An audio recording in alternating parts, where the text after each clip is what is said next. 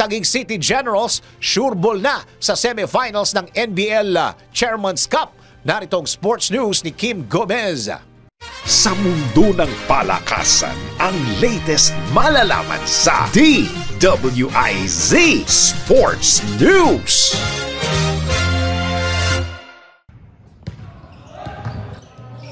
Sureball na sa semifinals ang koponan ng Taguig City Generals matapos nilang talunin ang Santa Rosa Heredanos sa score na 83-65. Highly anticipated at talaga namang inabangan ng fans ang laban na ito dahil ito ay paghaharap ng parehong top seed sa Group B, ang defending champs o top 1 na Taguig City Generals at ang Santa Rosa Heredanos na top 2. Nakatulong sa panalo ng Taguig ang stellar performance ng isa sa kanilang key player na si Larry John LJ Mayo na gumawa ng 11 points, 16 big rebounds na may kasama pang 4 assists, 4 steals at 6 blocks. Nagpasalamat at ikinatuwa naman ng head coach ng mga general na si Bing Victorio ang kanilang panalo dahil hindi sumuko ang kanyang players at hindi nagpaapekto sa pagkatalo noon mula sa Camsur Express. Bagamat nagkakaroon na ng pisikalan sa mga huling minuto dahil na rin sa frustration, maayos pa rin tinapos ng parehong kupunan ang regulation.